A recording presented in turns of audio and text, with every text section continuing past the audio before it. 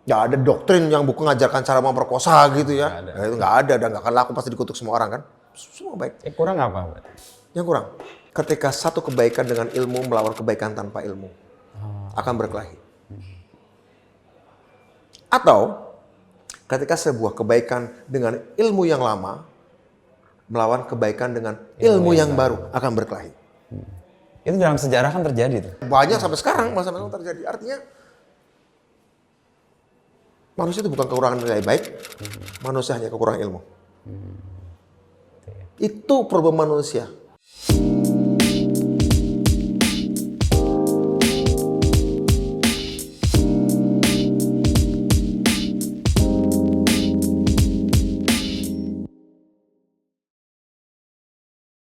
Budiman Sujatmiko, idola generasi saya setidaknya di era 90-an lah.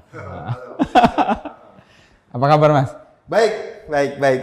Sibuk apa sekarang?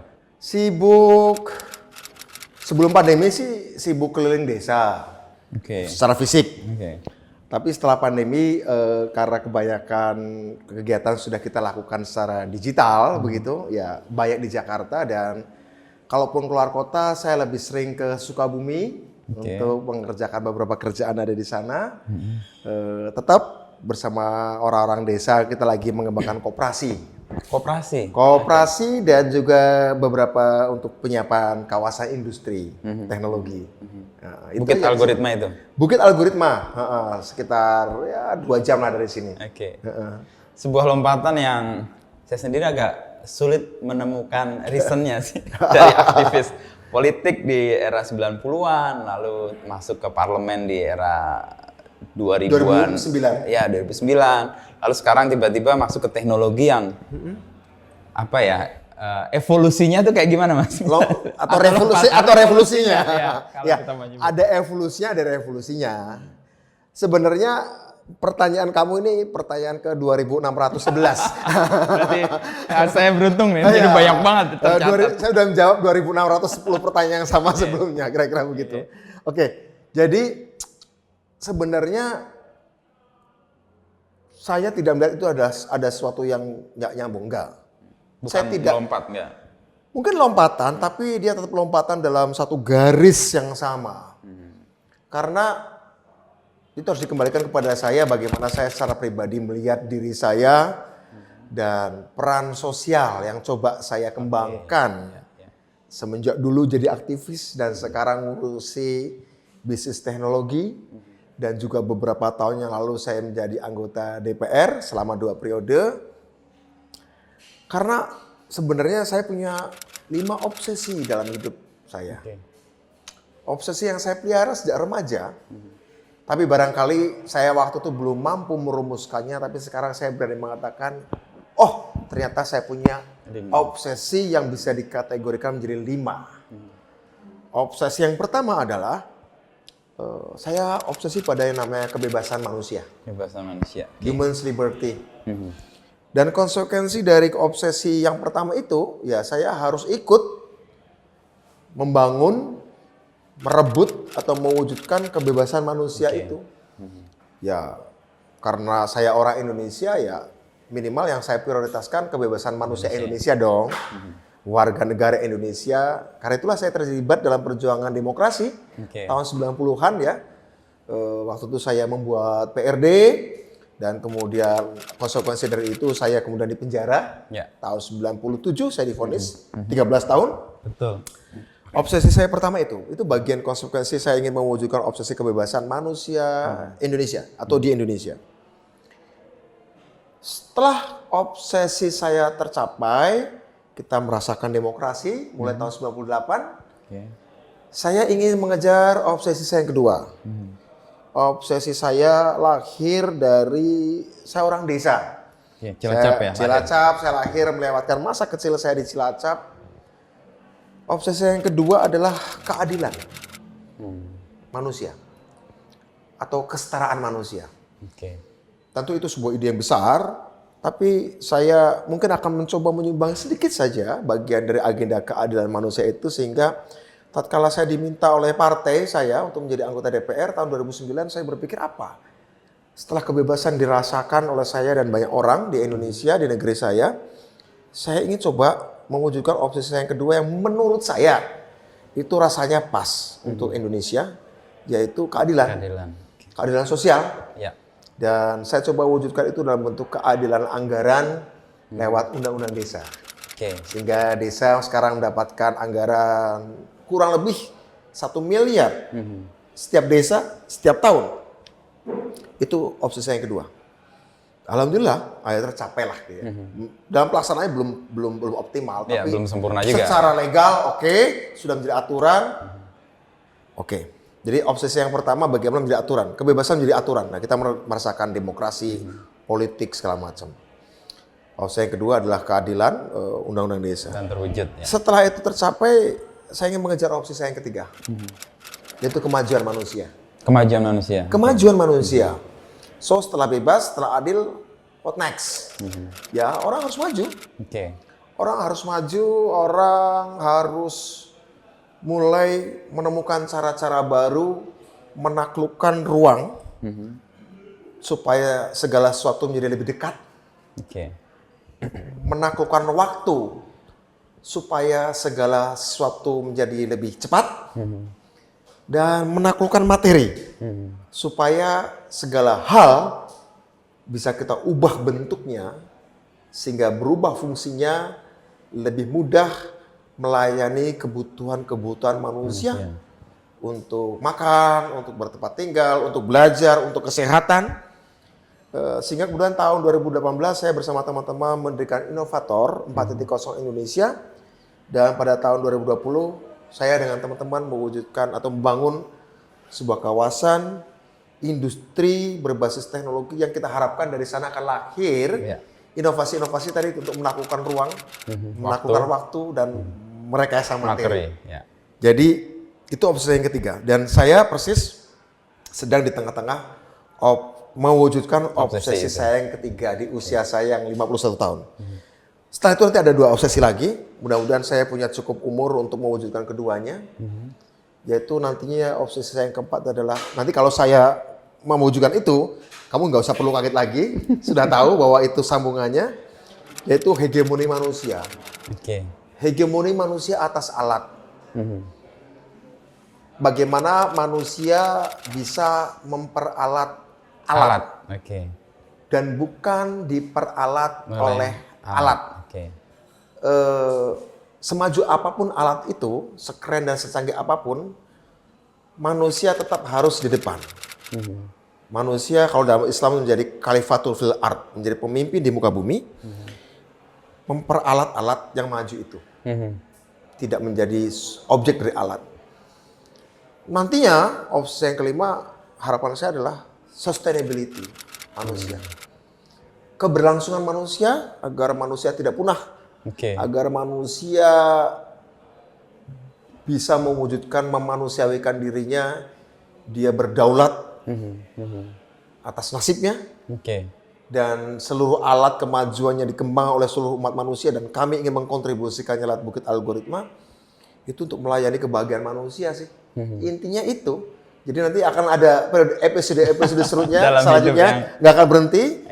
Kalau misalnya kemudian obsesi kelima terwujud dan saya masih hidup, mungkin kita harus ada obsesi yang lain. Kembali ke titik nol lagi. Kebebasan apa yang harus dikembangkan dari manusia tapi dengan kualitas yang baru. Jadi itu yang saya lakukan sebenarnya mewujudkan kelima obsesi saya itu. Dari 5 obsesi itu kan semua berpijak pada manusia ya Mas. Tadi kebebasan manusia, keadilan manusia, dan semuanya memiliki tempat yang sangat sentral, itu manusianya. Ya, betul. Kesadaran itu terbangun di mana? Kalau Mas Budiman menyebutkan ini baru termanifestasi sekarang, tapi sebenarnya kan tumbuh dari awal tuh, masa remaja atau dari masa kecil ya. Kecil. Saat usia 5 tahun, pengasuh saya bunuh diri gara-gara terjerat utang. Di saat usia saya 5 tahun, saya baru tahu bahwa orang bisa mati. Bahwa orang bisa mati. Pengasuh bunuh diri karena? Terjebak hutang. Terjebak hutang? Lintah darat. Kalau sekarang mungkin terjebak pinjol ya. Kira-kira gitu.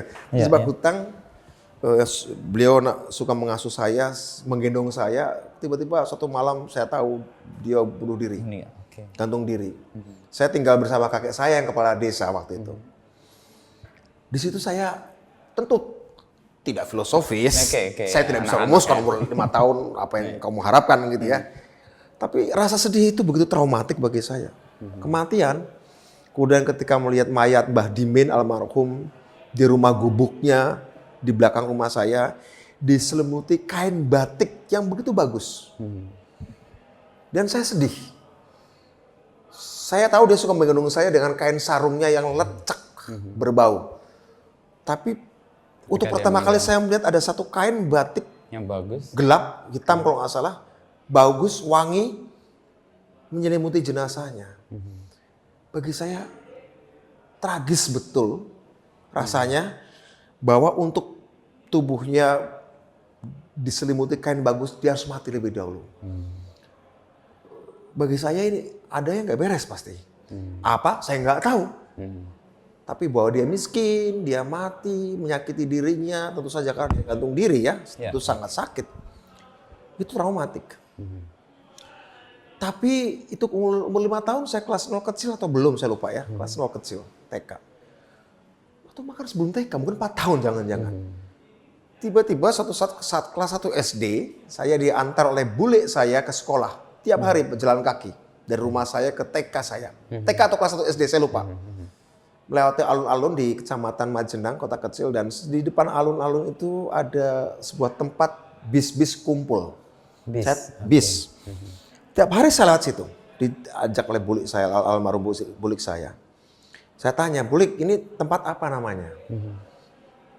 Baru saya lihat ada yang suatu kejadian aneh di tempat itu setiap hari saya lihat. Oh ini namanya Stanplat. Terus saya tanya bulik saya, punya siapa? Punya pemerintah.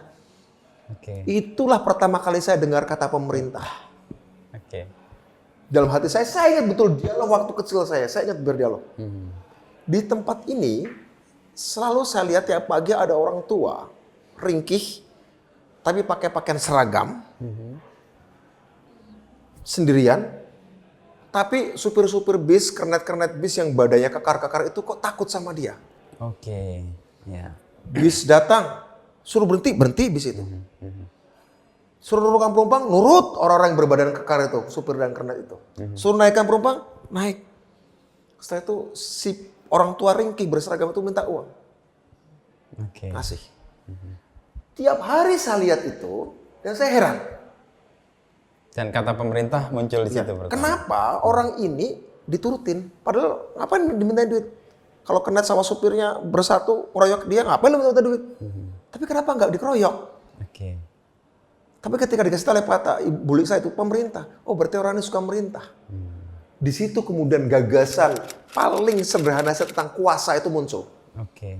Bahwa seseorang walaupun secara fisik ringkih, tapi ketika dia punya kuasa, pemerintah punya authority, dia bisa memerintahkan apapun meskipun dia sendirian. Tiba-tiba terbersit dalam kepala saya betul dialog dalam kepala saya pada waktu itu. Kelas 1 SD atau 0 besar, saya lupa. Dialognya kira-kira gini. Kalau gitu bisa nggak pemerintah ini nyuruh sekolah saya bikin ruangan lagi, nambah kursi lagi supaya teman-teman masa kecil saya yang miskin-miskin bisa sekolah. Itu ke Bude? Ke bulik saya yang ngomong, enggak, dalam hati. Oh dalam hati. Saya dalam hati, dialog saya dalam hati. Seketika dia ngomong pemerintah langsung kayak gitu. Saat itu saya berpikir, kalau gitu suatu saat kalau aku besar, aku ingin jadi pemerintah. Supaya teman-teman yang nggak sekolah punya yang sekolah nggak sekolah bisa sekolah, yang miskin nggak boleh jadi miskin lagi. Jadi saya baru kemudian setelah besar bahwa pergulatan batin saya itu ternyata pergulatan yang ada dalam konstitusi kita. Membentuk pemerintah negara Republik Indonesia yang membentuk melindungi segenap bangsa Indonesia, mencerdaskan kehidupan bangsa, memajukan kesejahteraan umum, mencerdaskan kehidupan bangsa. Saya baru tahu bahwa pergulatan saya sejak 0 besar atau kelas 1 SD itu ada dalam konstitusi. Dan menarik ya, Wisnu, saya tahu ada kemiskinan, saya tahu ada kebodohan, ada pengasuh saya mati, bunuh diri, meninggal. Ternyata atas jawaban itu, saya nggak mendapatkannya dari seorang guru manajemen. Saya nggak nemu bukunya Kiyosaki, Rich Dad Poor Dad. Saya nggak nemu bukunya Carnegie. Saya nggak nemu bukunya Lee Iacocca, bukan. Ketika kuliah? Bukan, Ini? ketika saya SD, saya masih menemukan SD? buku itu, memang belum ada. Tapi saya baru diberitahu oleh kakek saya, ada seorang tokoh yang dulu waktu muda bertemu petani di Bandung dan berdialog tentang kemiskinan. Dan kesimpulan si tokoh itu waktu muda adalah untuk membela si petani namanya Marahan itu, aku harus melawan Belanda. Aku harus merdekakan negeriku. Saat saya masih polos, saya nggak punya referensi apa-apa. Solusi yang diceritakan oleh kakek saya, bapak saya, dan kemudian saya menjadi baca bukunya adalah solusi politik. Oke. Sehingga ketika saya bicara kemiskinan, dalam kepala saya bukan saya harus jadi orang kaya untuk membantu orang miskin. Enggak. Saya enggak untuk mengatasi teman-teman saya enggak sekolah, saya jadi guru, enggak. Ternyata pengajaran pertama adalah solusinya politik. Oh, kalau gitu aku harus jadi pemerintah. Aku harus terjun politik. Itu satu aspek dari masa kecil saya. Ada jawabannya. Ya. Ada aspek lain. Saya juga suka sains. Gara-gara sederhana aja. Kadang-kadang saya ngeliat bintang malam-malam masih jernih kan. Kadang-kadang galaksi Bima Sakti kelihatan. Dekat pantai. Galaksi Bima Sakti masih cerah. Kadang-kadang saya lihat pasir. Ini yang terlebih kecil dari pasir apa. Batas langit itu apa. Saya suka ngeliat kalender. Kalau ini sudah agak kelas 5 SD atau 6 SD, saya lihat kalender. Saya pernah bertanya dalam hati saya lihat kalender. 1982. 1982. Berarti pernah ada angka 0 dong. Kapan nolnya? Kapan nolnya? Sebelum 0 ada enggak? Saya baru tahu bahwa ada satu soal misteri tentang waktu. Misteri tentang ruang, langit, dan misteri tentang benda. Itu membuat saya jadi tertarik sains. Kemudian kelas 5 SD saya baca buku. Saya minta bapak saya belikan buku judulnya 100 tokoh dunia paling berpengaruh dalam sejarah. Saya baca. Ada Nabi Muhammad, ada Umar bin Khattab, ada Isaac Newton, ada Yesus, ada Karl Marx, ada Einstein, ada macam-macam 100 tokoh saya baca. Mereka melakukan sesuatu yang besar-besar untuk zamannya dan untuk generasi setelahnya. Kemudian saya berpikir, andai orang-orang ini bersatu, kemampuan masing-masing dalam satu zaman, orang-orang itu lahir dalam satu zaman yang sama, dan mereka kumpul di satu ruang yang sama, pasti soal-soal yang menggelisahkan saya, mulai dari kenapa orang miskin dan kenapa ada ruang, ada waktu, mungkin bisa dijawab. Tapi kan mereka nyatanya berbeda waktunya. Disitulah kemudian saya berpikir, oh sains juga penting. Tapi waktu saya putuskan bahwa pertama-tama manusia, karena kegelisahan saya ingin mencari jawaban itu adalah rasa empati saya pada pembantu saya, pada teman masa kecil saya yang nggak bisa sekolah. Jadi setelah itu entah kenapa saya berpikir, oke, saya akan hidup untuk memecahkan soal-soal ini. Solusi politik itu kan muncul di Cilacap ya? Iya. Bahwa untuk melakukan perubahan dengan ketidakadilan yang dilihat. Baru tahu ketidakadilan tahun 77. 77. Pemilu pertama. Apa yang menyadarkan bahwa ada ketidakadilan? Bahasa saya kan kepala desa.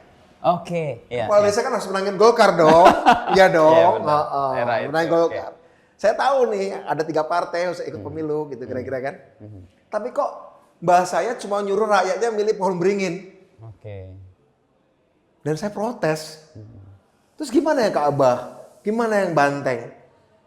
Ya pokoknya bahasa saya mengatakan ya harus menang pohon beringin karena ini partai pemerintah. Loh katanya pemilu tuh ganti pemerintah. Tapi suruh milih yang punya pemerintah. Itu dialog sama Mbah? Dialog dengan bahasa saya. Paman-paman saya aktivis AMPI segala macam gitu kan. Golkar. Sementara bapak saya, ibu saya PDI gitu kan. Ya saya pikir oh beda. Bapak ibu saya PDI.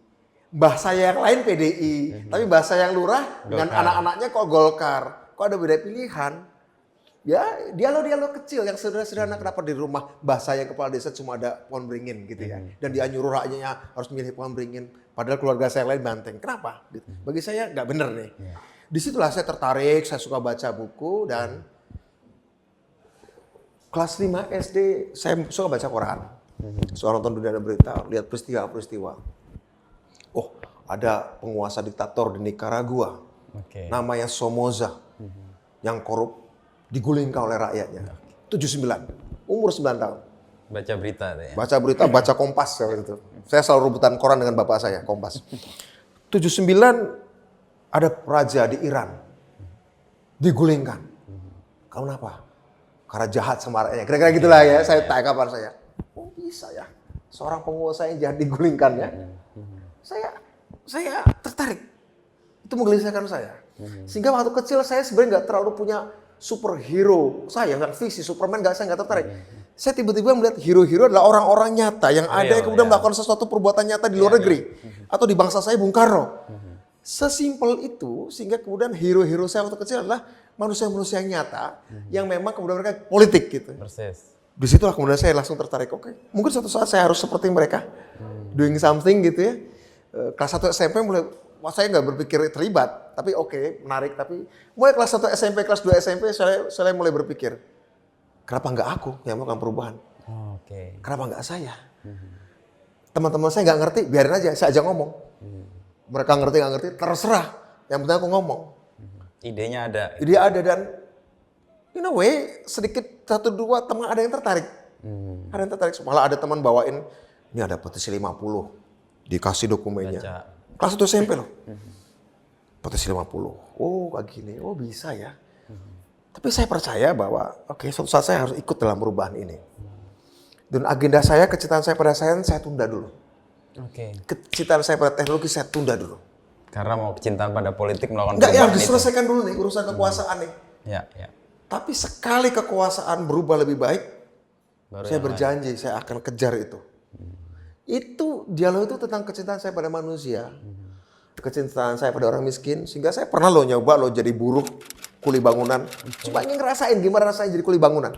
Ketika SMP? SMA. Di Jogja? Di Jogja. Tapi waktu itu saya pulang ke Cilacap, saya ikut bangun pabrik tapioka di Purbalingga. Ya, di situ ngalamin sebagai buruh. Buruh-buruhnya itu rakyat desa, rakyat desa saya.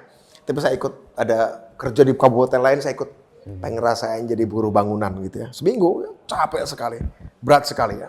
Saya tahu betul bahwa itu sangat. Tapi dengan itu saya semakin memahami manusia dan semakin saya pengen tahu apa rahasia dari keterbelakangan, kebodohan, kemiskinan, dan rasa gelisah tadi ya, rasa gelisah itu saya pelihara terus.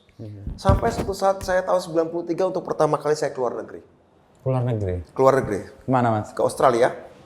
Program atau ada? Ada program seminar hak asasi manusia. Saya bertemu pemenang Nobel dari Guatemala. Dia cerita pada saya tentang perjuangannya untuk suku Indian. Hari pertama saya keluar negeri, saya kagum. Australia. Infrastruktur di Sydney, jalanan, gedung-gedung. Hari kedua saya marah. Karena? Kenapa tidak terjadi? Kenapa tidak terjadi di negeriku? Kenapa seluruh infrastruktur fisik, kemewahan ini, kualitas kampusnya tidak terjadi di negeriku? Dan perasaan itu selalu muncul setiap kali saya keluar negeri mengunjungi negeri maju yang baru saya kunjungi. Selalu. Hari pertama saya kagum. Hari kedua marah. Malamnya sudah mulai marah biasanya sekarang. Malamnya sudah marah. Kenapa di negeriku nggak seperti ini? Di situ kemudian saya berpikir, apa negeriku terdiri dari bangsa-bangsa kelas 2 atau kelas 3? Sehingga mereka tidak berpikir untuk membuat seperti ini. Seperti juga waktu saya di Australia pertama tahun 93. Kenapa negeri ini bisa demokratis ya? Orang bisa mengkritik Perdana Menteri seenaknya. Ya. Pemilu bisa jalan bisa. dengan 93 saya bisa orde baru. Kenapa negeri nggak bisa? Kenapa semua kemewahan yang dimiliki oleh bangsa-bangsa ini nggak dimiliki oleh rakyatku? Teman satu bangsaku. Bagi saya itu cukup menggelisahkan. Dan once saya punya kegelisahan, biasanya saya punya obsesi. Untuk mewujudkan. Untuk menjawabnya. Untuk menjawabnya. Jika semua orang belum, oke saya mulai dulu. Tugas saya ngajak orang lain. Itu selalu insting spontan buat saya aja, begitu. Itu merawat kegelisahan itu ternyata beresiko ya, karena kan mendorong kita untuk melakukan sesuatu dan menjawab supaya tidak gelisah lagi kan? Saya tidak melihat itu sebagai resiko, tapi konsekuensi. Konsekuensi. Karena dengan begitu saya punya teman SD akrab. Sejak 5 SD, kami suka bicara politik. Berbagi kegelisahan di situ. Kegelisahan. Dan kami berbagi kegelisahan. Dia selalu juara di atas saya. Kecerdasan. Saya sahabat tapi sekaligus bersaing di sekolah. Di Cilacap. Saya balik lagi ke Cilacap. Dia selalu jadi juara. Tapi kami bersahabat. Dan kami beda kelas, kalau kami berhasil mendebat guru kami di kelas, saat istirahat, Kita ngobrol. ngobrol. Oke, aku udah debat guruku yang ini. Kamu gimana gurumu udah Oke. Selalu kami saling, kamu udah mendebat gurumu apa aja di kelasmu tadi? Aku udah mendebat kayak gini loh. Ah, itu selalu kan gitu tuh. Jaga SD kami suka bicara politik, sejarah, ekonomi segala macam. Suatu saat dia menjadi mahasiswa, saya jadi aktivis, saya ajak dia jadi aktivis Di Jogja sama di Jogja. Tapi dia dilarang oleh orang tuanya. Dilarang oleh orang tuanya. Dan pada detik itu dia tidak mampu melawannya. Apa yang terjadi adalah sesuatu yang memprihatinkan bagi saya. Dia mengalami goncangan mental setelah itu. Saya bersyukur punya orang tua saya membebaskan membebaskan, mengambil jalan meskipun dengan keberatan-keberatan awalnya tentu saja dengan konsekuensi yang dan banyak. konsekuensi. Tapi orang tua dia tidak cukup berani ambil risiko kalau anak kena sesuatu. Dia mengalami goncangan mental sampai sekarang. Sampai sekarang. Sampai sekarang. Karena dia melakukan yang tidak dia kehendaki. Tidak dikendaki. Kalau dia punya dirinya. cita-cita besar, visinya besar. Orang cerdas. Dan kalau saya melihat ke dia, berempati itu saya sebagai sahabat saya. Tapi saya berefleksi cara, saya harus bersyukur pada orang tua saya. Karena orang tua saya memberikan ruang saya untuk mengeksplor diri saya. Oke. Disitulah untungnya saya dapat outlet gitu ya. Oke. Tadi solusi politik kan jadi kayak insight yang Mas Budiman temukan. Insight kan? pertama ya. Lalu di Jogja bertemu dengan teman-teman dan sama aktivis ya waktu itu. Belum, bahkan sejak SMA saya sudah ya. Sejak SMA saya ikut kelompok diskusi mahasiswa. Oke. Lalu kemudian muncul PRD itu gimana ceritanya, Mas? Apakah itu juga salah satu perwujudan ini solusi politik yang harus dilakukan? Ya. Padahal sistem kita kan waktu itu membatasi partai itu. Nah itu Ya, gimana? saya tahu proses itu, tapi kan saya belajar dari Bung Karno. Memang Belanda ngasih kesempatan Indonesia merdeka, kan enggak. Saya belajar, ibu saya menarik, ibu saya adalah orang SD menceritakan saya tentang tokoh Napoleon, tokoh-tokoh yang Besar dunia, tokoh besar dunia. Ibu saya suka cerita sejak kecil. Dan ketika saya beli bukunya, baca bukunya, SD saya koleksi bukunya, atau nyewa di perpustakaan, mereka selalu lahir dari keterbatasan. Oke. Mereka selalu lahir dari ketidakmungkinan. Dan dengan strong will, dengan Mereka ide melakukan yang perubahan. jelas, solid, tahu bagaimana meyakinkan orang-orangnya. Saya baca juga Mustafa Kemal Atatürk, Oke. kegelisahannya melihat Turki yang kalah Perang Dunia I dan terbelakang. Dan membuat Republik Turki, bagaimana dia meyakinkan sesama perwira Turki untuk melakukan revolusi melawan kekhalifahan Ottoman dan membentuk Republik Turki modern. Saya baca waktu SD. Mereka orang-orang yang tidak punya fasilitas, situasi tidak memungkinkan dengan cara-cara normal. Oke. Situasi abnormal yang dinormalkan, ya, situasi abnormal yang dinormalkan harus dilawan dengan cara normal yang diabnormalkan. Oh oke. Cara normal yang diabnormalkan.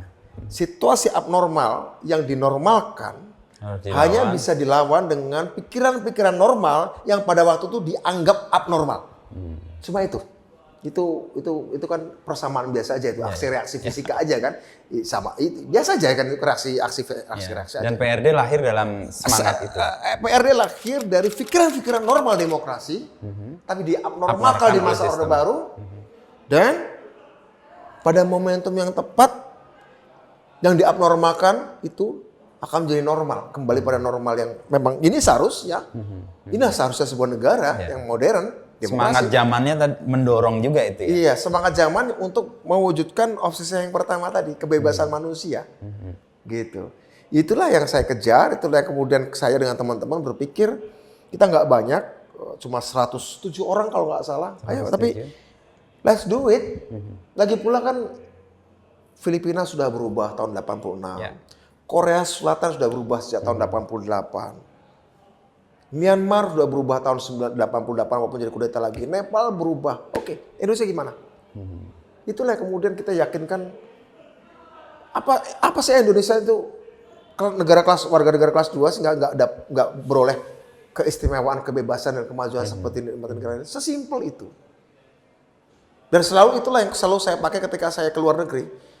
Negara ini punya ini. Kenapa Indonesia nggak punya? Apa kita terkutuk nih sebagai satu bangsa? Saya nggak percaya kutukan itu. Dan terbukti di beberapa rentang hidupnya Mas Budiman itu nggak ada kutukan itu kan? Nggak ada. Kalau diwujudkan dengan Bisa. gigih, dengan ide yang clear tadi, Ide clear dan solid. Nah, disitulah kenapa sampai sekarang saya percaya pada namanya ide. Saya percaya pada namanya ide tentang apapun. Dan ketika saya praktekkan di beberapa obsesi saya berikutnya, ternyata memang it works. Nggak mudah memang, tapi juga nggak mustahil untuk diwujudkan. ya, ya. Disitulah kemudian saya dapat teman-teman baru yang percaya pada ide saya dan kemudian oke, kita bangun bersama, kita matangkan bukan menjadi ide saya saja, kita Ide bersama. gabungin jadi oke, ide bersama semakin solid, udah. Dan menurut saya apa yang coba kami jawab, kebebasan, keadilan, kemajuan, dan nanti hegemoni manusia dan nanti sustainability manusia, saya percaya kok itu adalah historical call, panggilan sejarah. Itu panggilan sejarah. Asal tepat waktu. Dalam tanda kutip ketika kami mendirikan Inovator 2018 dan di 2020 ada pandemi, oke, Panggilan sejarahnya tepat datang waktu lagi. ternyata. Ya. Pada waktu 2018 kita nggak berpikir ada pandemi. Ya, ya. Meskipun di 2019 saya sudah memprediksi ada pandemi. Karena waktu itu saya lagi menyusun undang-undang baru namanya Undang-Undang Pemerintahan 4.0. Oke. Setelah Undang-Undang Desa jadi, saya kemudian tiba-tiba keranjingan ingin bikin undang-undang baru namanya Undang-Undang Pemerintahan 4.0 yang kira-kira bunyi undang-undangnya adalah kalau Indonesia suatu saat kena bencana nasional, kalau suatu saat Indonesia kena bencana perang diserang negara lain, dan kalau suatu saat Indonesia mengalami epidemi, saya nggak pakai istilah pandemi, epidemi, kira-kira pemerintah harus melakukan apa? Apakah harus negosiasi anggaran, refocusing anggaran, negosiasi politik yang berlarut, atau harus ada semacam sistem cerdas dalam jalankan pemerintahan yang memberikan rekomendasi berbasis data, oke, refocusing ke sini.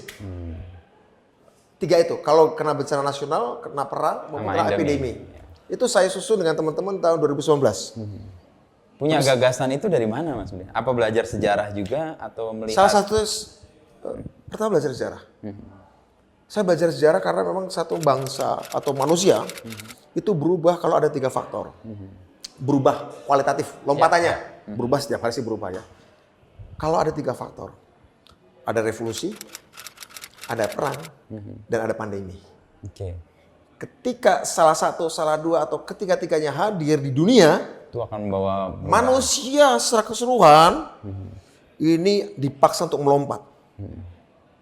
Saya belajar pandemi Black Death, Spanish Flu, revolusi industri, revolusi Prancis, Semua perang dunia itu. satu, perang dunia kedua. Itu kan gagasan-gagasan yang unthinkable yang nggak terpikirkan tiba-tiba, yang hanya dipikir oleh segelintir orang tiba-tiba terjadi. dia menjadi wabah begitu ya. Jadi menurut saya dalam pengertian ini adalah ketika kita bicara kemajuan, tiba-tiba ada pandemi. Atau ada faktor revolusi industri keempat, terus ada pandemi. Oke, kita sudah punya 2 faktor. Perang nggak ada lah ya. Ya. Ada 2 faktor. Lebih dari Pandemi cukup sama. untuk Untuk melakukan sebuah lompatan besar satu bangsa atau manusia secara keseluruhan. Bukan karena saya dukun, ini analisis aja. Ya, ya. Dan science based kan? Science based, historical based, based on Data, historical record. Saya suka belajar sejarah ya. Sehingga waktu saya divonis 13 tahun pun, Iya, tahun 97, Mei 97 saya divonis 13 tahun, ibu saya sedih karena saya divonis 13 tahun, umur saya 26 tahun, mungkin mikir juga saya akan kapan nikah gitu kan. Saya belum punya pacar, belum pernah punya pacar sebelumnya juga. Saya bilang sama ibu saya, Bu, kalau lihat semua tanda-tanda ini nggak akan lebih dari 5 tahun, Orde Baru. Jadi pasti saya tidak akan ke 13 tahun. Bahkan mungkin tidak akan lebih dari 5 tahun saya penjara. Kenapa kamu yakin?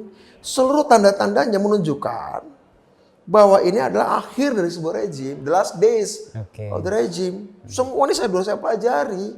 Sudah saya pelajari, Bu. Jadi terang aja. Saya percaya. Bukan insting, ini analisis saya. Saya yakinkan ibu saya. Based on history, based on data. Beberapa kejadian saya gabungkan kejadian negara lain, kejadian masa lalu. Mungkin otak-atik gatuk lah ya, mungkin ya. Tapi kesimpulannya nggak jauh meleset dari sana. Sehingga ketika kita divonis Mei 97, 13 tahun. Juli 97 krisis moneter Korea Selatan. Oke, persis. Ke Thailand. Ke Indonesia. Menghantam Indonesia Agustus 97. Oke. Ini nubuat sedang diwujudkan, kira-kira gitu lah. Istilah gitu. Bukan saya dukung, bukan. Keyakinan sejarahnya mewujud ya? Mewujud. Artinya ada data-datanya. Bukan belief saja, tapi Oke. logik, hukum sejarah aja gitu loh. Jadi saya selalu percaya bahwa ketika saya melakukan sesuatu, mengidekan sesuatu, menggerakkan sesuatu, itu pasti hasil diskusi saya dengan teman-teman, atau saya pikirkan, kalau saya renungkan segala macam, saya renungkan, saya pikirkan, akan katanya mau ke sini. Bukan paranormal, bukan. Saya nggak punya kemampuan itu, nggak punya. Jadi Mas Budiman melihat sejarah sebagai sesuatu yang berulang atau sebagai sesuatu yang kita pelajari bahwa ini akan menjadi pelajaran untuk next-nya? Sejarah akan berulang dengan tempat yang berbeda, dengan nama tokoh yang berbeda, di tempat-tempat di dunia. Berbeda. Sejarah berulang. Teknologi menyebabkan perulangannya menjadi lebih cepat. Oke. Teknologi informasi menyebabkan pengulangan-pengulangannya menjadi lebih tepat. Kenapa saya yakin sejarah berulang? Karena semaju apapun teknologi berkembang, manusia hari ini masih sama dengan manusia 10.000 tahun yang lalu cara berpikirnya. Persis. Ya. Manusia hari ini semodern apapun, cara berpikirnya masih seperti 10.000 tahun yang lalu. Yang berubah itu cuma isi pikirannya. Tapi cara berpikirnya sama. Bagaimana manusia memproses informasi dari benda, informasi dari orang lain yang berbeda, orang lain yang sama itu sama. Rasa cemburunya sama, rasa marahnya sama, rasa jengkelnya sama. Apakah itu karena jahat? Enggak. Saya sampai pada kesimpulan gini, Wisnu. Dan ini kesimpulan berdasarkan data. Ya. Kejadian-kejadian sejarah dan korban-korban sejarah itu bukan karena ada pertengkaran antara yang baik dengan yang buruk. Saya agak berbeda dengan asumsi banyak orang bahwa seolah dunia itu adalah soal baik versus jahat. Bukan. Kenapa? Karena lebih banyak orang mati ketika hal baik berkelahi dengan hal baik lain. Saya sering pakai contoh kayak gini. Berapa sih orang yang mati dibunuh setelah diperkosa hanya karena alasan birahi dibandingkan jumlah orang yang mati dalam sejarah manusia dibunuh, diperkosa, dirampok karena alasan-alasan mulia dari kedua belah pihak. Banyak orang mati ratusan juta untuk membela negara. Melawan orang yang juga punya niat baik yang sama, membela negara mereka. Membela agama, membela agama yang dia yakini. Baik loh. Berjuang untuk agama, untuk negara, untuk rakyat baik nggak? Baik, mulia. Tapi mereka melakukan hal-hal yang tingkat kejahatannya lebih banyak daripada orang yang semata-matanya jahat membunuh setelah memperkosa orang. Kalau dunia disuruh memilih bahwa hanya ada baik versus buruk, dunia akan akur. Nggak akan ada konflik. Ya. Kalau dunia itu hanya baik versus buruk, 99,9% manusia akan akur membela yang baik dan mengecam yang buruk. Kalau ada sebuah kejahatan semata-mata karena birahi misalnya pemerkosaan, pasti semua akan mengecam apapun agamanya. Tapi bayangkan kalau agama X berkelahi dengan agama Y, negara Z berkelahi dengan negara R berperang, atau partai ini terbelah. Manusia terbelah dan pembelahannya bisa sangat sengit dengan korban jiwa yang jauh lebih banyak. Ya. Jadi ironi manusia adalah manusia tuh nggak kekurangan niat baik. Manusia tidak kekurangan doktrin-doktrin mengajarkan kebaikan. Nggak pernah kurang mau dari Konghucu, Nabi Muhammad, Yesus, Buddha, Karl Marx, Adam Smith, semuanya baik. Nggak ada doktrin yang buku mengajarkan cara memperkosa gitu ya. Itu nggak ada dan nggak akan laku, pasti dikutuk semua orang kan. Semua baik. Kurang apa? Yang kurang? Bagus pertanyaanmu. Ketika satu kebaikan dengan ilmu melawan kebaikan tanpa ilmu akan berkelahi. Atau ketika sebuah kebaikan dengan ilmu yang lama melawan kebaikan dengan ilmu yang baru akan berkelahi. Itu dalam sejarah kan terjadi tuh. Sejarah itu. Galileo kena itu. Lalu Pythagoras, Socrates, Socrates. siapapun lah, banyak sampai sekarang masa-masa terjadi. Artinya Manusia itu bukan kekurangan nilai baik, manusia hanya kekurangan ilmu. Itu problem manusia. Oke. Kalau kata Nietzsche sih, musuh pengetahuan itu bukan ketidaktahuan. Musuh pengetahuan adalah ilusi pengetahuan.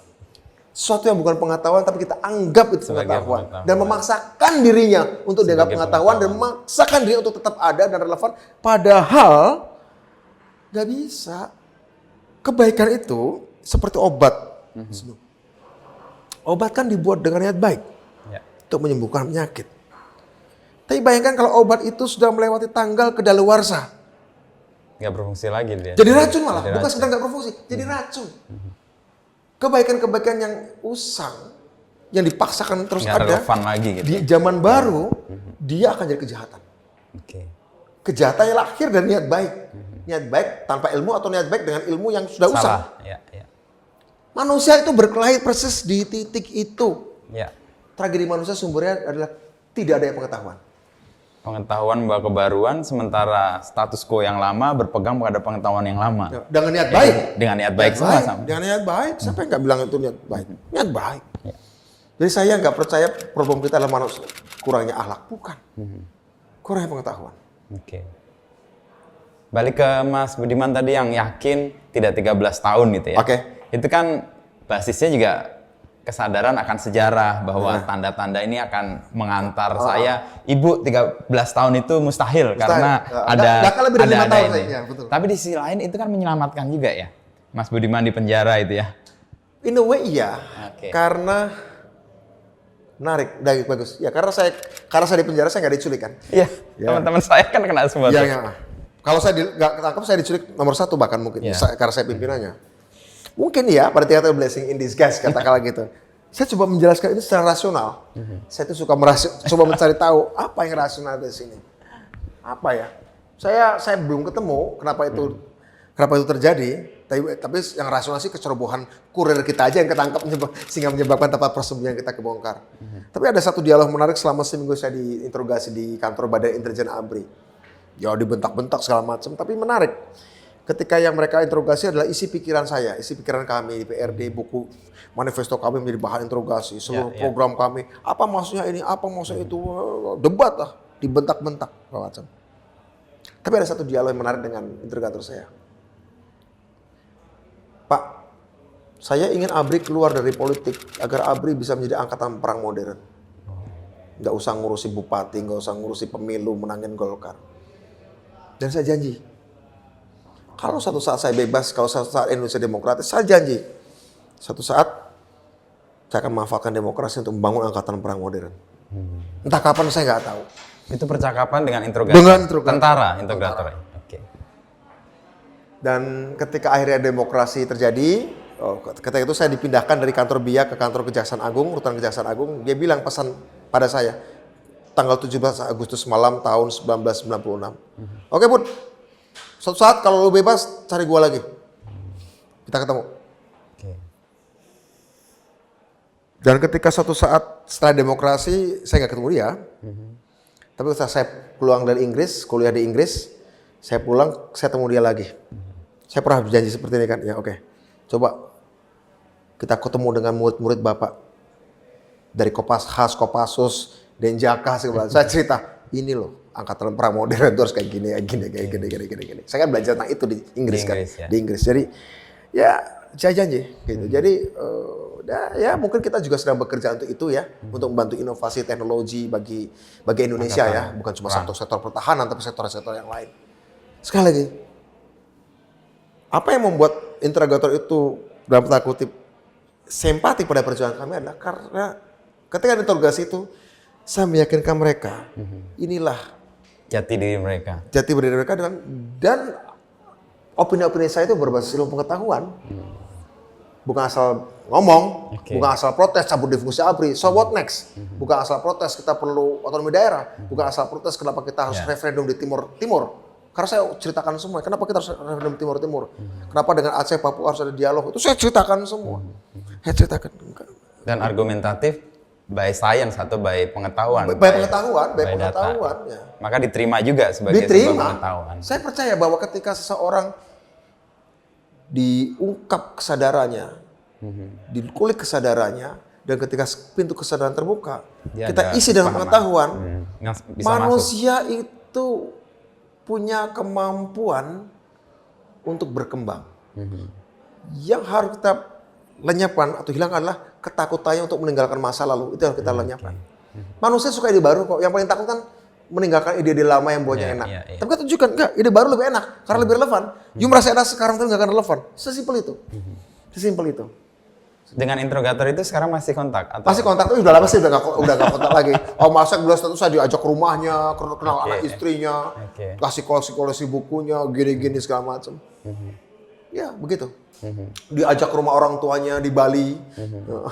Mas Budiman sering menyebut saya itu bukan pemberani, tapi saya membenci ketakutan. Ya. Apakah macam-macam ini yang disebut Mas Budiman ketakutan yang harus disudahi gitu ya? Ya, saya bukan seorang pemberani. Saya males kalau diboncengin naik motor cepat-cepat. Saya nggak suka misalnya bungee jumping misalnya gitu. saya bukan pemberani. Saya bukan pemberani. Hanya saja memang pada saat itu kemarahan saya pada situasi membuat saya rasa marah itu melampaui rasa takut saya. Sih. Jadi saya tidak menghilangkan rasa takut, tapi saya naikkan rasa marah saya. Supaya mengatasi rasa takut itu. Rasa takutnya ada, tapi nggak saya turunkan, agak susah itu. Tapi meningkatkan rasa jengkel mudah bagi saya. Sehingga ketakut itu nggak kelihatan sebagai ketakutan lagi. Dia harus ikut, dia menjadi sub aja dia. Saya nggak dituntun rasa takut lagi, saya dituntun oleh rasa jengkel, rasa marah, rasa gelisah, rasa apapun lah namanya itu. Itu yang Mas Budiman juga wujudkan dalam waktu rentang ketika berhadapan dengan rezim Orde Baru yang sangat eksesif itu. Betul. Saya kan pernah ditangkap 6 kali. 6 kali? 6 kali sejak SMA. Oke. Gara-gara SMA malah saya pernah dianggap teroris. Serius? Karena saya sekolah di SMA Muhammadiyah 1, tinggal di Kauman. Oke. Pada tanggal 24 Desember saya datang ke gereja Santo Antonius. Oke, di Kolsani itu. Di Kolsani untuk lihat Natalan. Gitu ngajak teman-teman. Semua indikator itu ada di. Kemudian ketahuan saya bukan umat Katolik gitu loh kan. Dikira teror, ditangkap, bisa diinterogasi. Di situ saya pertama kali diinterogasi di polisian. Dipukul, disiksa segala macam. Untuk menunjukkan bahwa kamu teroris ya. Ngapain kamu gereja, kamu bukan orang Katolik datang. Saya cuma memang kepengen lihat Natalan aja, misalnya Natal. Jadi waktu kecil saya juga saya punya sahabat Katolik dari kecil yang kadang-kadang suka ngajak saya ke gereja gitu kan. Ya kebiasaan saya kalau ada Natal tuh memang ke gereja gitu, ngantar teman saya, sambil dulu ngincer cewek. Cuma nggak jadi pacar. Tapi itu ketahuan saya bukan orang Katolik gitu ya. Diinterogasi. Itu pertama ditangkap di Jogja. 87. 24 Desember malam. Kedua saya kelas 3 SMA. Gara-gara saya itu kelas 1 SMA, tadi kelas 1 SMA, kelas 2 SMA, kelas 3 SMA saya pindah ke Bogor. Gara-gara saya bikin kelompok diskusi, waktu SMA, ketahuan, ditangkap lagi di Bogor, diinterogasi di kantor Kadis Sospol Bogor. Ketiga, waktu itu ditangkap di Jogja, demo solidaritas petani. Kemudian keempat saya ditangkap di Surabaya, gara-gara mengadvokasi petani. Di daerah Jawa Timur, Situbondo, tahun 93. Waktu itu kita lagi memprotes lahan pertanian yang dijadikan latihan perang. Jadi yang ngejar-ngejar saya adalah tentara-tentara. Malam-malam sendirian saya. Sampai masuk jurang segala macam, hujan-hujan. Kalau ketangkep mati mungkin saya tuh kan. Akhirnya lolos dari situ, ketangkepnya di Surabaya malah di terminal bis sama teman-teman saya. Diinterogasi di kantor Bakorsta Nasda di Kodam Jaya, ya lumayan lah itu. Penyisaannya lumayan. Yang paling menderita sih bukan disiksa fisik, tapi ketika lihat teman disiksa. Lihat teman disiksa itu paling kita nggak tega. Atau kita dikonfrontasi, keterangannya berbeda. Kita diterogasi sendiri, Kan kita ngarang nih. Ditemukan, beda. Dikonfrontasi beda. Kita harus mukul teman kita. Atau kalau saya salah, teman saya mukul saya. Itu paling nggak asik kan lihat kayak gitu. Tapi oke, itu pernah saya lewati semua. Kemudian itu keempat ya. Kelima itu kelima ada satu lagi. Di Cilacap. Saya mengorganisir buruh perkebunan di kampung halaman saya. Ketahuan juga ditangkap di Kodim gitu ya. Keenam ya 27 Juli. 27 Juli. Jadi saya 6 kali diinterogasi, pengalaman 6 kali diinterogasi, tapi interogasi 6 kali itu mengajari saya satu hal. Saya jadi tahu cara bagaimana berdebat. Dan meyakinkan orang yang Meyakinkan orang dari situasi yang sangat impossible, sangat itu, kemudian bagian dan fakta yang ada, coba kita analisis. Saya belajar debat dari interrogator saya untuk quick respon gitu ya, quick respon menghadapi situasi yang tiba-tiba muncul fakta baru, oke harus respon seperti apa. Itu saya, guru berdebat saya. Pilihan waktu itu menggunakan 27 Juli sebagai mimbar itu dalam konteks keinginan Mas Budiman mengubah situasi politik itu Itu gimana sejak logiknya? 94. 94 sudah dirintis. Ya, 96 kan kejadiannya, tapi 94 kita sudah prediksi bahwa akan terjadi tabrakan politik besar antara PDI yang waktu itu diketuai Ibu Mega, yang terpilih sebagai ketua umum PDI 93. Ya. 94 kita analisis. Ada seorang ketua umum partai yang tidak dikenal oleh Orba. Dia punya historical legacy, anak Bung Karno. Punya Partai masa. yang cukup besar pada waktu itu, berhimpun banyak orang. Pasti ini akan ada tabrakan. Ini semacam sel kanker masuk dalam tubuh Orde Baru dan pasti akan membesar. Ini akan ada tabrakan. Akan terjadi tabrakan. Dan kita nggak tahu, oke, kita harus dekati PDI. Yang waktu itu saya dekat dengan orang PDI saya itu juga sih. Dan ketika terjadi peristiwa perebutan kekuasaan oleh Bu Mega oleh Pak Surya, dari Bu Mega Pak Suryadi, ya ini inevitable, ini tak terhindarkan, tak terelakkan, pasti akan terjadi tabrakan. Meskipun Bu Mega waktu bosan moderat mungkin, tapi pasti akan tabrakan. Sejarah mengajarkan itu juga. Sejarah mengajarkan itu. Jadi nggak ada nothing new under the sky gitu sebenarnya kan. Nggak ada yang baru di bawah langit, ya kita hanya sekedar mau rangkum saja. Itu yang terjadi sehingga oke, ini saatnya perubahan, dan kita juga bikin PRD 96 pada masanya udah 30 tahun lebih Orde Baru. At least harus ada yang mulai mengatakan stop dan alternatifnya adalah ini gitu loh. Banyak orang yang sudah mengkritik Orde Baru pada waktu itu, sudah banyak. Tapi mereka tidak pernah berbicara sistem alternatif apa setelahnya. Yang kami PRD lakukan adalah kita susun manifesto, kita berbicara sistem politik alternatif apa, ekonomi apa. Setelah ini diakhiri. Setelah ini diakhiri. Sehingga kemudian ketika saya diinterogasi di Kejaksaan Agung 4 bulan, BAP-nya setebal ini, sayangnya hilang. Sebenarnya itu saya sedang mengeksplor. Karena si interrogator dari Kejaksaan Agung tanya, maksudmu program ini apa sih? Maksudmu reforma agraria apa sih? Maksudmu pembangunan desa apa sih? Maksudmu referendum Timur apa sih? Maksudmu pemilu harus diselenggarakan oleh KPU dan dilakukan oleh Kementerian Dalam Negeri apa sih? Maksudmu harus ada semacam lembaga pemeriksa kekayaan pejabat apa sih? Kita tulis argumentasinya. Kalau Anda semua benar harus kayak gini. Jadi sebenarnya itu bukan interogasi, tapi saya sedang menguraikan apa yang visi kami lakukan. Alhamdulillahnya setelah reformasi banyak dilakukan dengan segala kekurangannya. Dari hasil interogasi. Interogasi itu kalau saya lihat-lihat, oh iya masuk gitu ya. Masuk semua gitu loh. Jadi saya pikir, dan waktu itu ketika kita interogasi 4 bulan nggak boleh baca koran, boleh apa, itu murni aja spontan, tak keputusan. Sehingga saya berpikir, saya percaya pada ide, saya percaya pada insting politik, saya percaya pada visi. Sehingga ketika saya terjun politik, ya itu, ya modalnya saya visi bukan uang. Jika ketika kalau ketemu orang politik tanpa visi, bagi saya, arep opo we? Mau ngapain kamu berpolitik? Gak punya ide dan gak kamu kenalkan idemu. Bagi saya, kamu kemana-mana bawa kucing dalam karung. Kemudian kan PRD dilepas karena Mas Budiman ditangkap kan ya? Iya. Dan teman-teman berjalan dengan agenda yang sudah diset dengan punya program dan sebagainya. Terkendali dari dalam atau memang teman-teman di lapangan mengorganisir diri? Mengorganisir, tapi terkendala juga karena situasinya tentu, sehingga kemudian dibikin kepengurusan bawah tanah, yang itu kemudian diculikin ya, kepengurusan bawah tanah itu ya sebar, kemudian nyebar sendiri-sendiri, tapi kadang-kadang berkoordinasi. Waktu itu kan nggak mungkin ada Twitter, ya nggak ada. Memang nggak susah, itu situasi bawah tanah itu yang nggak saya alami karena saya di penjara. Iya. Jadi ada satu episode perjuangan yang menurut saya paling seru, tapi saya nggak ngalami karena saya di penjara ya. Tapi setelah dengar cerita dari teman-teman yang bergerak di bawah tanah dan sebagian diculik, ya seru juga sih. Pengalaman mereka tentunya lebih kaya daripada saya dan teman-teman yang di penjara. Begitu. Dan proses bahwa Mas Budiman tidak terlibat lalu ada di penjara itu kan kayak juga memurnikan gagasan yang kemudian di BAP segede ini tadi juga. Oh iya. Tapi waktu BAP segede ini itu sebelum saya divonis ya, sebelum sebelum, divonis. Nah itu menjadi proses BAP, kemudian dari itu jadi bahan dakwaan. Oh, oke. Jadi bahan dakwaan, jadi bahan dakwaan. Oh, banyak cerita menarik waktu sidang pengadilan juga, banyak cerita menarik. Jadi bahan dakwaan dan kemudian di penjara. Ya saya didakwa karena penjelasan saya di buku tebel ini gitu ya. 13 tahun. Ada teman saya yang 12 tahun, ada yang 8 tahun. Tapi sekali lagi dengan keyakinan saya nggak akan lebih dari 5 tahun penjara ya. Dan betul. Ya terjadi semuanya krisis moneter, oke.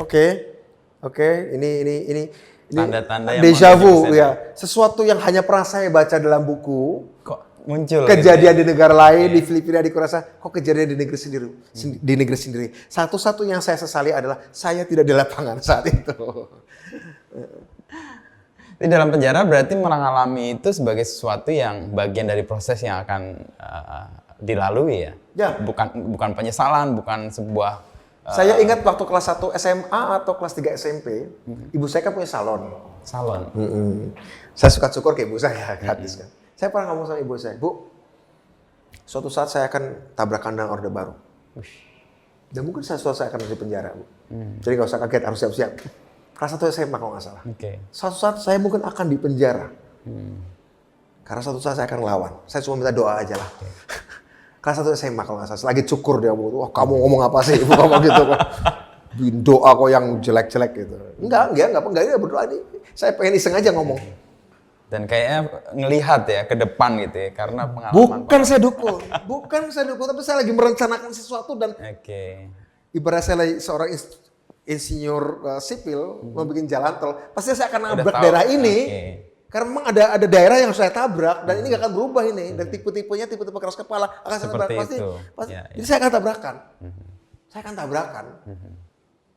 Lalu peralihannya Mas dari PRD kemudian ke PDI kan sebuah rencana yang kemudian bisa dikatakan gagal ya. Gagal. Karena PRD-nya tidak menjadi partai dan di tidak parlemen. menjadi upaya untuk mengubah secara politik dari partai itu ya secara sistem. Waktu itu setelah kami keluar di era Gus Dur.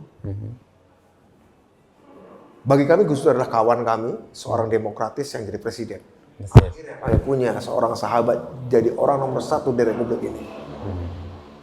Sehingga kita bela capaian Gus Dur. juga itu ya? Capaian. Kita bela Gus Dur. Kita ingin punya mimpi Gus Dur 5 tahun selesai. Tapi beliau kalah, dijatuhkan. Itu membawa trauma tersendiri. Baru aja menang, belum kenyang dengan kemenangan. Ya, sudah dijatuhkan. Lapar puluhan tahun, dapat nasi, kita makan 2-3 sendok, Ditarik nasinya. ditarik lagi. Itu jauh lebih mengecewakan loh. Itu secara psikologis banyak aktivis trauma. Termasuk saya trauma. Kemudian saya berpikir, oke, situasi udah baru. Ilmu yang kami pelajari selama ini hanya ilmu untuk melawan otoritarisme. Dan dilawan sudah. Untuk memenangkan perjuangan di sistem otoritarisme. Sekarang untuk memenangkan agenda-agenda di sistem demokratis, ilmu baik yang usang itu harus ditinggalin. Kami harus mempelajari ilmu baru. Sehingga ketika Gus Dur Yang lebih jatuh, relevan itu ya. saya keluar dari PRD, saya putuskan saya harus belajar. Saya keluar negeri, saya ingin melihat dunia. Setelah baru keluar dari penjara, ngerasain demokratis di era Gus Dur, kemudian jatuh, kecewa, oke saya keluar dulu. Saya harus berjaga jarak dulu dari Indonesia selama 2 tahun. Di Inggris saya belajar banyak. Tapi sekali lagi sejarah baik hati sama saya. Saya di Inggris, saya ketemu orang-orang dari berbagai negara yang dikirim oleh negara yang belajar. Dan sahabat-sahabat saya di Cambridge itu mahasiswa dari China. Mahasiswa dari China. Ya. Mereka diutus oleh kementerian, dapat beasiswa Untuk studi, kuliah, ya. belajar hubungan internasional, belajar politik, belajar ekonomi, belajar komputer. Saya diskusi sama mereka banyak. Saya tanya, kok negara kalian ngirim anak-anak Cina ke negeri-negeri barat?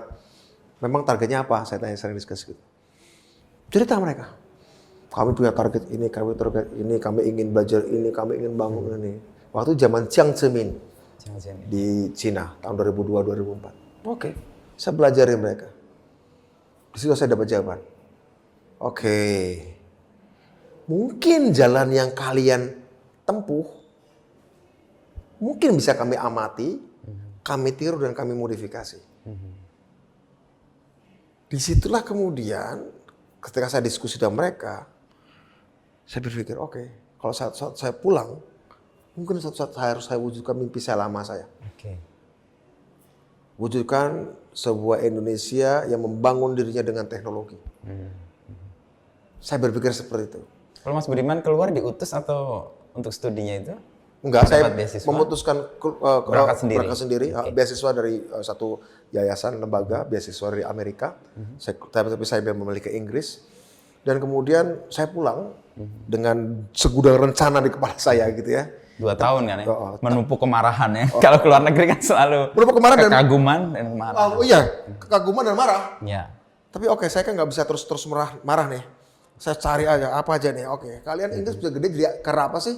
Kalian yang dari India bisa kayak gini karena apa sih? Kalian yang dari Cina belajar bisa bangun kayak gini karena apa sih? Oke, dapat aku semua. kumpulin. Oke, dengan keyakinan saya pulang ke Indonesia 2004. Saya udah nggak berpartai kan? Ya. Kemudian saya memutuskan untuk berpartai. Para seorang politik juga. Dan saya memutuskan ke PDI Perjuangan. Yang pada waktu itu baru kalah pemilu. Pemilu, ya. Baru kalah pilpres. Persis. 2000. Kenapa? Karena saya berpikir partai ini beda dengan partai-partai lain. Partai ini bukan dibikin 1 tahun 2 tahun lalu karena reformasi. Partai ini punya sejarah panjang. Jadi pasti ada sesuatu yang beyond dari sekedar urusan pemilu. Jadi ketika menjadi oposisi saya senang. Dan saya menyatakan diri waktu itu dibuat di Kompas, di rubrik nama dan peristiwa Kompas, saya bilang saya ingin menolkan diri. Oke. Kenapa? Kenapa saya ingin menolakkan diri? Saya bilang, saya merasa bersalah. Merasa bersalahnya apa? Pada suatu masa 2 tahun lalu Indonesia menyoroti saya.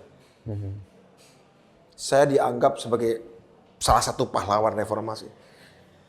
Tapi saya merasa bahwa ini too much. Expose pada saya terlalu berlebihan. Dan sementara saya harus buktikan bahwa ide-ide saya memang diterima masyarakat. Sehingga saya mengatakan menolakkan diri. Saya akan menjauh dari media. Tidak dengan nama-nama besar yang tadi di labeling ke Mas Budiman. Enggak. Karena bagi saya itu nama besar atau keterkenalan saya kan dengan ilmu lama. Ya. Ini mau dapat ilmu baru. Saya dapat ilmu baru dan saya merasa bahwa label saya dengan ilmu lama itu rusak. Udah selesai lah. Udah selesai, rasanya. udah selesai. Udah masa lalu gitu ya. Udah selesai. Kalau saya terus-menerus Mengglorifikasi kemenangan itu nggak maju juga. nggak maju juga dan saya akan kehilangan relevansi. Saya takut. Sih, betul. Saya takut kehilangan relevansi. Saya adalah orang yang takut kehilangan relevansi. Saya terus, Mengupdate ya. Mengupdate apa yang baru. Kata dari nol itu di situ. Nol itu sebenarnya kayak kalau dalam Islam tuh kembali ke fitri, nolkan diri. Dan memulai supaya relevan. Memulai baru supaya relevan. Dan kemudian saya putuskan saya mau nolkan diri. Saya ingin ke rakyat, saya ingin ke grassroots, saya ingin ke petani, saya ingin ke nelayan. Tempat asal usul kenapa saya dulu awalnya ingin terjun politik adalah untuk mereka. Ya. Sementara saya udah di luar negeri, saya udah diglorifikasi, disorot segala macam. Tiba-tiba kenal banyak selebritis gitu kan. Dulu kami dianggap jahat, setelah reformasi kami dianggap pahlawan ya kan. Banyak selebritis kenal kan, banyak artis-artis yang ngajak diskusi kan. Idola-idola remaja tiba-tiba ketemu ajak diskusi segala macam. Saya pikir, oke, nikmat sih. Tapi itu harus dihentikan. Nggak, harus dihentikan, saya harus hentikan. Sebelum saya larut, nggak bener nih. Saya harus menolakkan diri, saya harus ke bawah lagi. Saya ingin cari tahu, apa sebenarnya, apa yang diinginkan oleh rakyat Indonesia. Saya merasa tahu apa yang dibutuhkan rakyat Indonesia atas hasil studi saya dan atas hasil diskusi saya dengan mahasiswa-mahasiswa dari berbagai negara saat di Inggris. Saya merasa tahu apa yang dibutuhkan sebuah bangsa after demokrasi. Studi. Tapi saya belum tahu apa yang diinginkan oleh bangsa ini. Beda antara kebutuhan dan keinginan. Saya merasa tahu apa yang dibutuhkan. Tapi apakah yang diinginkan itu? Saya pengen cari tahu dong. Dan saya mengejauhkan dari media sehingga banyak orang mengatakan, kamu kemana? Kok nggak pernah nongol lagi? Nggak, saya nggak mau diganggu belajar saya ke rakyat itu dengan sorot lampu. Udah wawancara di sini nggak, saya nggak mau. Saya ingin tenang. Saya ingin lagi mau dialog batin dengan rakyat nih. Observe gitu ya. Observe, keliling. Saya bikin gerakan dan teman-teman namanya Jelajah Nusantara. Dari provinsi ke provinsi, kabupaten ke petani, ketemu mana. Mau apa. Itu 2004 ya. Sehingga saat 2008 akhir saya diminta oleh partai untuk nyalon DPR RI. Cilacap. Dari Banyumas Cilacap, daerah asal saya. Saya ketemu teman-teman aktivis PRD atau aktivis yang lain jadi dosen yang kemudian, Bud, kamu mau jadi DPR kan? Ya, ayo perjuangkan yuk undang-undang desa. Apa konsepmu? Mereka udah punya konsep. Oke. Ini konsepmu, aku punya konsep. Tetap. Oke, kita rombak, kita modifikasi. Kita bentuk yang baru draftnya. Tapi betul, itu yang diinginkan oleh rakyat. Itu yang diinginkan oleh rakyat. Rakyat ingin ada keadilan kesejahteraan anggaran. Ya sudah, itu yang diinginkan dan menurut saya itu yang akan dibutuhkan. Ketemu nih antara kebutuhan dan keinginan, ketemu di titik itu. Dan clear ya, solid juga. Clear, solid, ketemu di kebutuhan dan keinginan, artinya objektif, subjektif sudah pas. Masuk. Ketika terjadi, saya selalu merasa ini adalah panggilan sejarah. Keluar dari ini, kalau kamu hanya mengikuti yang dibutuhkan, nggak ketemu keinginan, pasti nggak akan didukung. Kalau kamu hanya ikuti apa yang diinginkan tapi nggak dibutuhkan, mungkin didukung, tapi sebenarnya nggak akan membawa bangsa ini kemana-mana. Karena kedua itu faktor itu ketemu, oke, ini pas. Sehingga relatif mudah didukung. Dan kemudian secara sistemik di dalam proses politik udah saya terpilih ya relatif mudah. Butuh 3 tahun, tapi tetap saja relatif tidak ada komplikasi macam-macam. Komplikasi masalah teknis saja. Tidak ada keberatan politik segala macam. Walaupun saya tahu tidak ada keberatan politik, bukan mereka setuju, tapi mostly sih kebanyakan nggak ngerti. Tapi it's okay. Sehingga goal lah undang-undang itu. Sehingga ketika itu terjadi, oke, opsi saya kedua terwujud. Jadi pilihan Mas Budiman untuk keluar dari PRD dan kemudian masuk ke PDI sebenarnya strategis ya. Karena ingin mewujudkan apa yang diimpikan tadi dengan apa yang diketahui karena kebutuhan dan diinginkan rakyat dan ketemu di situ. Perubahan sosial politik dalam di demokrasi situ. kan butuh kuantiti. Jumlah. PDI kan besar. Ya. Nah, strateginya di situ. Strateginya di situ. Dan lagi pula itu partai keluarga saya. Bapak Ibu ya. Keluarga saya juga dari PNI. Saya bisa membayangkan misalnya kalau Mas Budiman masih kekeh dengan glorifikasi PRD, saya nggak membayangkan apakah ini akan terwujud juga. Karena kita mungkin saya sebagai individu akan lebih bersinar. Mungkin. Tapi secara pemanfaatan umumnya kolektif dalam waktu cepat mungkin takes time. Saya mau cerita tentang satu hal, Wisnu. 2011, saya baru terpilih 2009. Dan saya membawa kampanye undang-undang desa. Dan didukung. Dapat suara terbanyak. Itu. Yang bicara itu yang Mas Budiman aja. 2011 belum jadi itu undang-undang. Bahkan belum bentuk pansus karena masih negosiasi.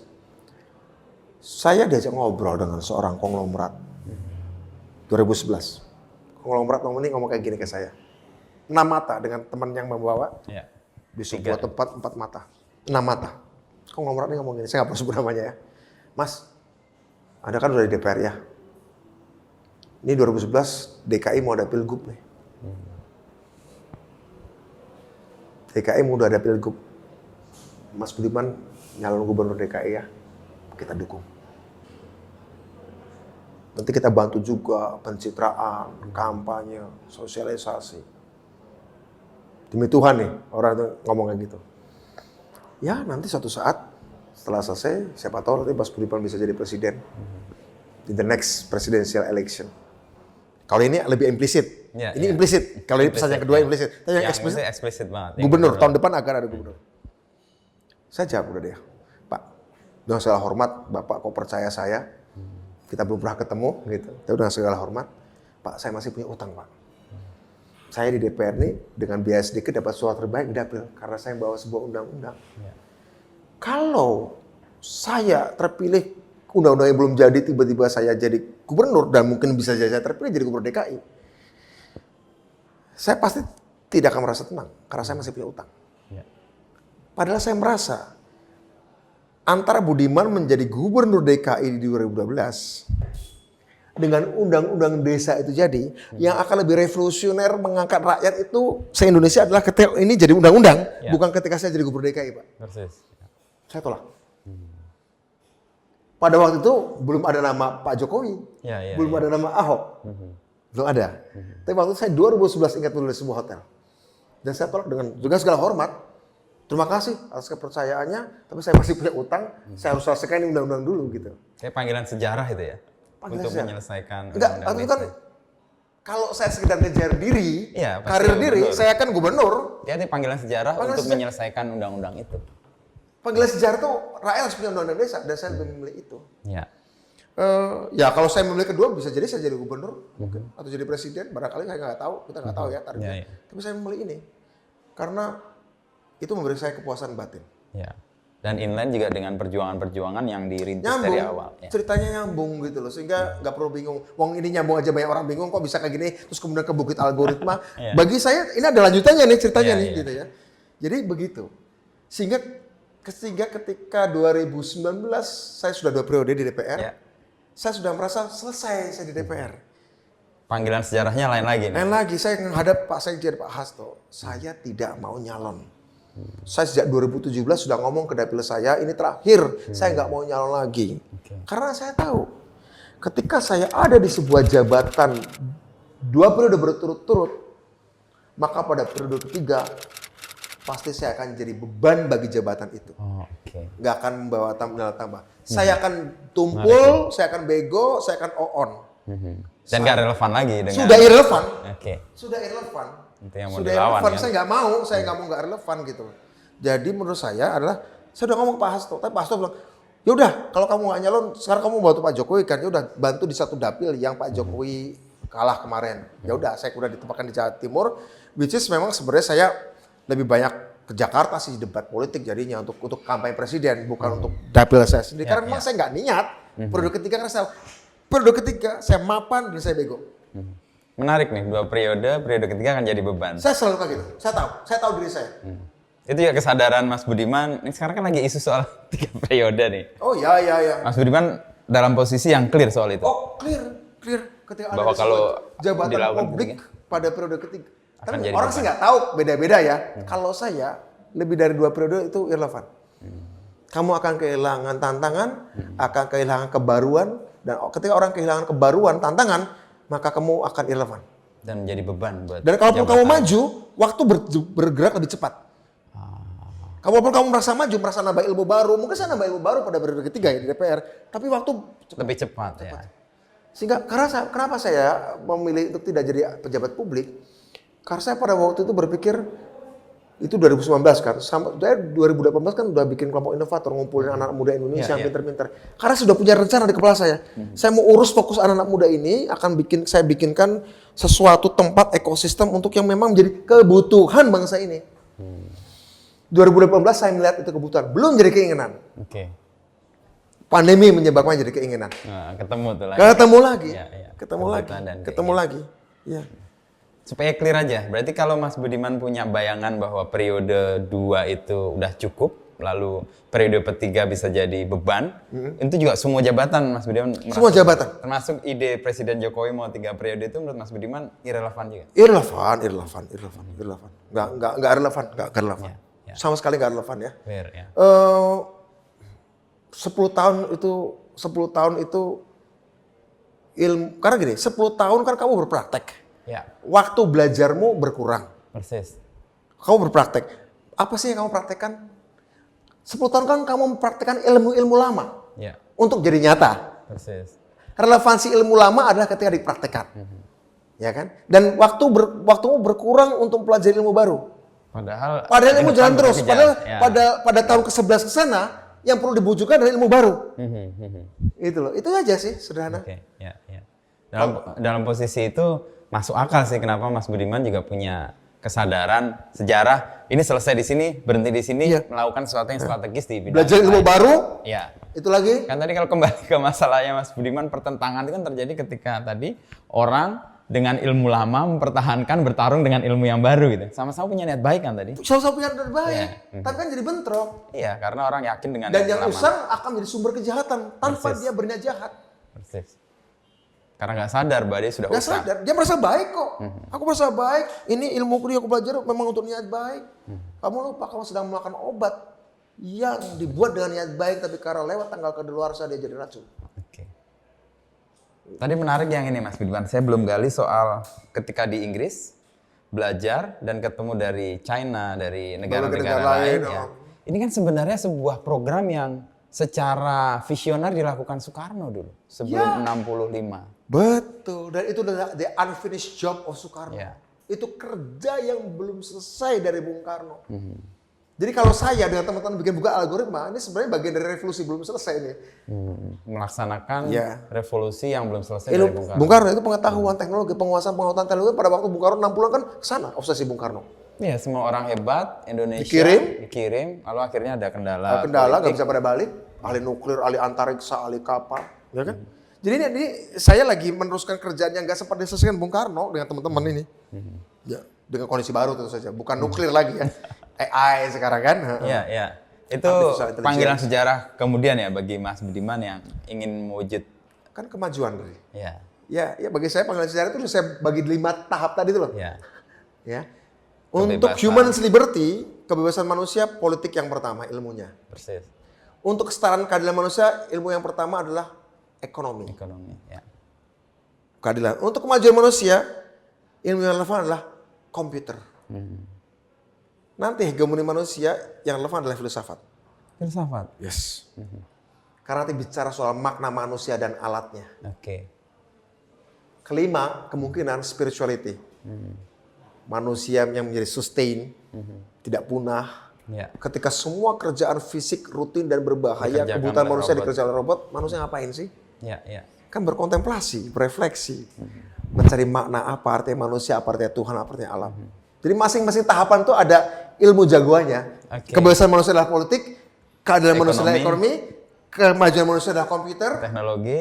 Tahap keempat yang belum kita hadapi nanti adalah Filsafat. filsafat. Keempat mungkin spirituality. Jadi saya belajar juga sesuai dengan tahapan Tahapan itu ya. Oke. Dalam proses hidup Mas Budiman, menemukan ilmu-ilmu itu karena sengaja mencari atau dalam perjalanan yang ketemu, belajar filsafat, belajar ekonomi, belajar politik, lalu belajar spiritualitas juga.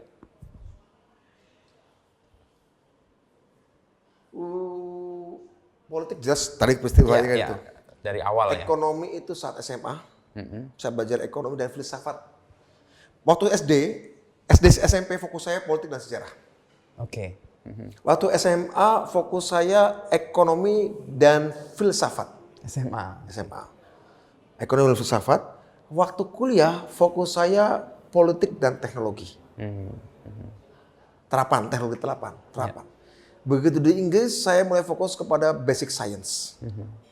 Basic science dan filsafat. Oke. Di luar materi kuliah saya. Ya, materi kuliah saya kan hubungan internasional, Ya, ya. tapi di luar Ada itu kegemaran lain ada yang kegemaran lain dipelajari. saya filsafat dan basic science. Filsafat dan basic science ya. Itu jadi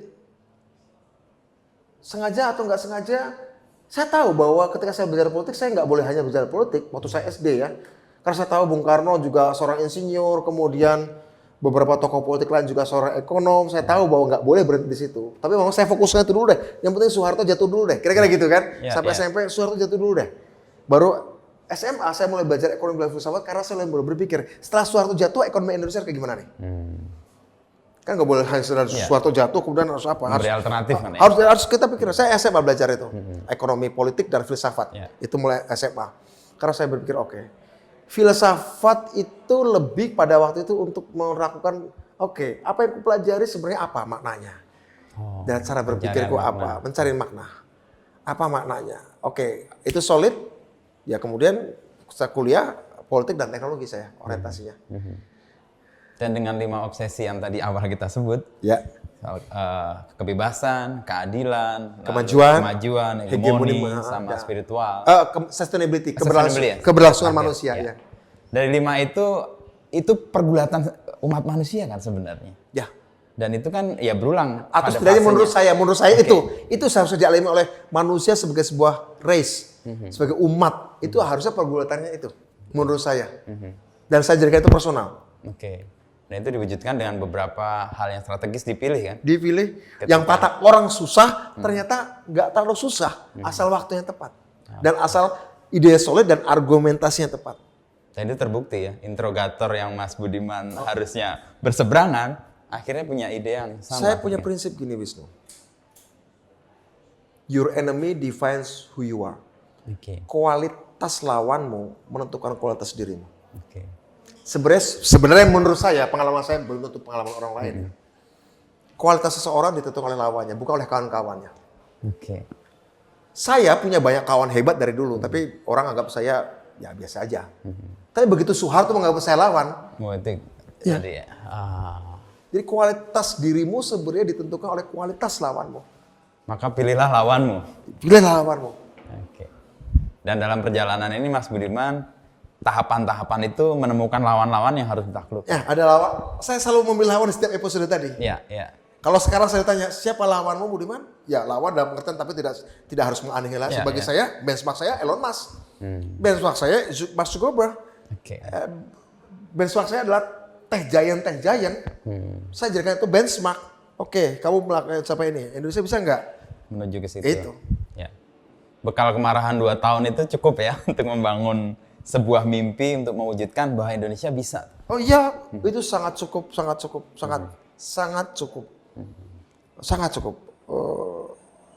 Tinggal mencari algoritmanya aja.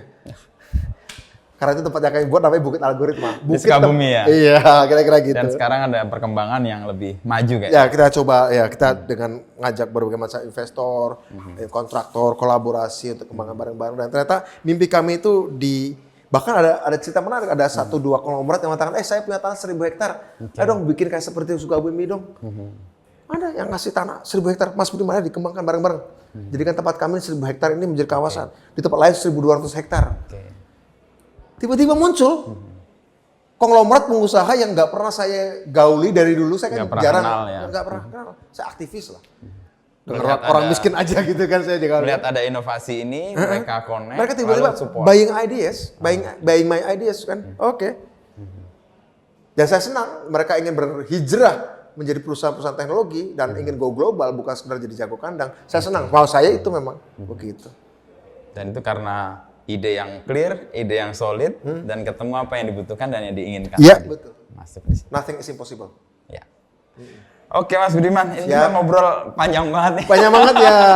Saya udah dikasih kode beberapa kali bahwa Mas Budiman Oke. ada agenda Ada lain. meeting, ya betul Ya, ada meeting lagi. sorry, tapi ini saya gembira banget dapat Siap. pencerahan dan beberapa hal mengkonfirmasi sih. Oke, koordinasi ya. Oke.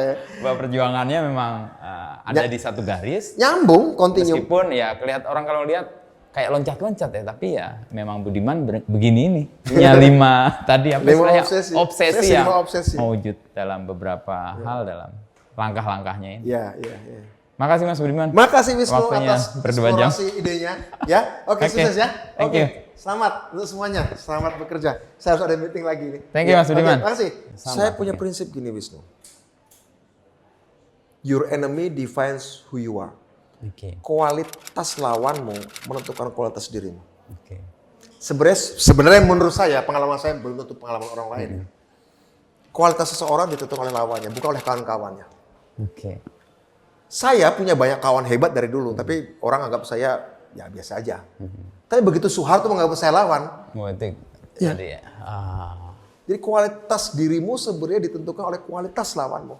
maka pilihlah lawanmu. Pilihlah lawanmu. Oke. Dan dalam perjalanan ini Mas Budiman, tahapan-tahapan itu menemukan lawan-lawan yang harus ditaklukkan. Ya, ada lawan. Saya selalu memilih lawan di setiap episode tadi. Iya, iya. Kalau sekarang saya tanya, siapa lawanmu Budiman? Ya, lawan dalam pengertian tapi tidak harus menganihilasi. Ya, Bagi ya. saya, benchmark saya Elon Musk. Benchmark saya Mark Zuckerberg. Oke. Benchmark saya adalah tech giant. Saya jadikan itu benchmark. Oke, kamu melakukan siapa ini? Indonesia bisa nggak? Menuju ke situ. Itu. Ya. Bekal kemarahan 2 tahun itu cukup ya untuk membangun sebuah mimpi untuk mewujudkan bahwa Indonesia bisa. Oh iya, itu sangat cukup.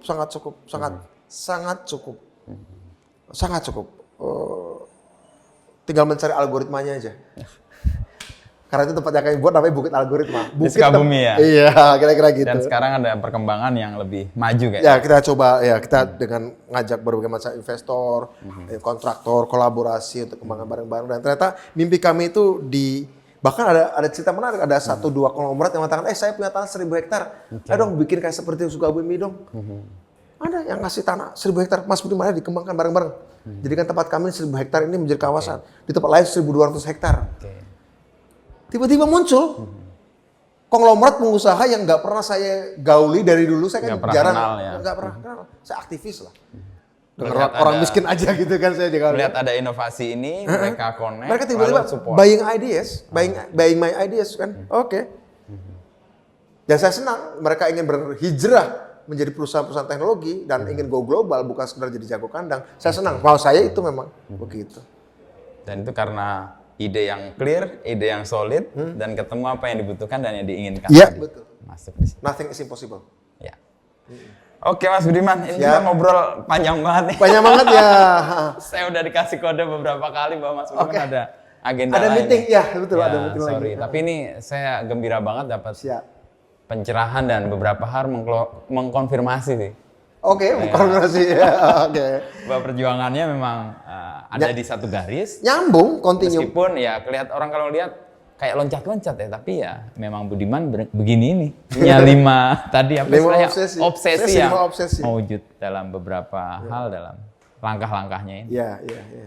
Makasih Mas Budiman. Makasih Wisnu Waktunya atas berdua jam. eksplorasi idenya.